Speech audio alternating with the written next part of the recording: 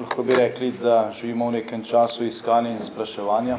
Obstaja veliko strinjanje v slovenski družbi, da stanje takšno, kot je, ni dobro. In vedno se v takšni situaciji postavlja vprašanje, kako naprej. Postavlja se tudi vprašanje, kako je mogoče, da smo sploh prišli v ta položaj. Oziroma vprašanje, kaj smo spregledali na tej poti v zadnjem času, da se je to, kar se je dogajalo in da smo tam, kjer smo. Če spominom sežemo recimo v ta čas 5-10 let nazaj, potem moramo ugotoviti, da so neke resne razprave o slovenski prihodnosti v našem prostoru potekale nazadnje tam nekje leta 2003-2004 v okviru razprav, ki jih je organiziral takratni predsednik republike dr. Janez Drnovšek o slovenski prihodnosti in delamo potem tudi v času, ko se je Slovenija pripravljala na volitve, na državnozborske volitve leta 2004.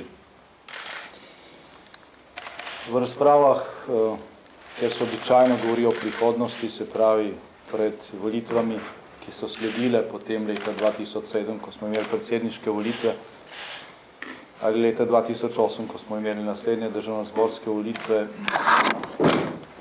takšnih resnih razprav o prihodnosti pravzaprav ni bilo. Leta 2007 na predsedniških volitvah pravzaprav ni bilo nobene resne teme, o kateri bi se pogovarjali. Leta 2008 je na mesto razprava o prihodnosti prevladovala razprava o aferah, ko je potihnila ena, je prišlo na vrsto druga. Cena takšnega pristopa in izostanka oziroma manjka resnih razprav o prihodnosti se kaže danes.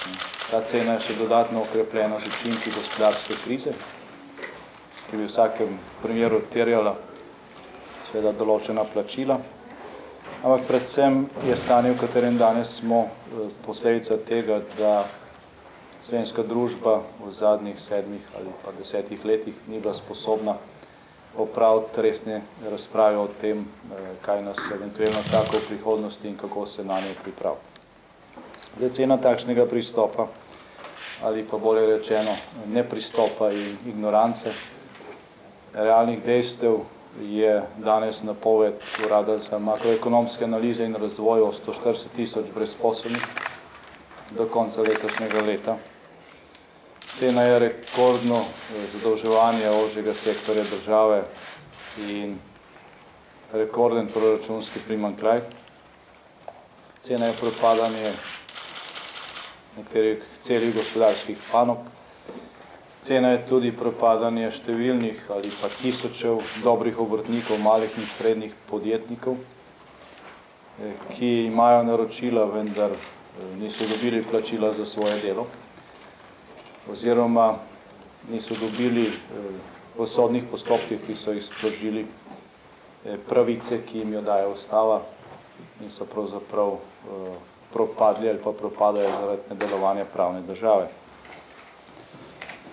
Priča smo v času, ko še posebej predelovalna industrija v Evropi beleži visoke rasti, smo priča begu tujih investitorjev, ki so že tako ali tako preredki v Sloveniji. Ko gre za blaginjo državljanov, lahko naredimo tudi, bom rekel, zelo neposredno primerjavo. Cena litra bencina danes je za skoraj 70% višja kot decembra leta 2008, ob tem, da je cena sodčka surove nafte nižja, kot pa je bila takrat.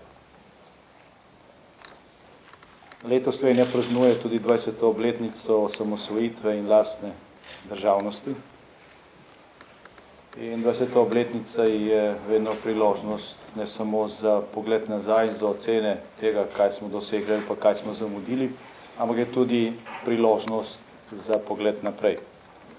Pravzaprav bilo dobro, če bi se bila Slovenija ob tej obletnici sposobna osredotočiti predvsem na pogled v naslednjih 20 let. bistveno bolj pomembno za našo prihodnost je, da bi poenotili nekatere poglede na to, kako delovati in kako se organizirati vnaprej, kot pa da bi poenotili nekatere poglede, ki se jih očitno ne da, o tem, kaj se je dogajalo v preteklosti. Zdaj, kot ste bili obveščeni in kot ste o tem tudi poročali, je Slovenska demokratska stranka oziroma je strokovni svet Slovenske demokratske stranke januarja na posvetu v Zrečah predstavil oceno stanja v državi. Pripravili smo zelo konkretno oceno stanja po posamičnih resorjih oziroma po področjih. Ta je bila v določeni meri tudi javno predstavljena in organi Slovenske demokratske stranke so jo tudi sprejeli. V 3 mesecih, ki so sledili temu izdelku, je naš strokovni svet delal na programu.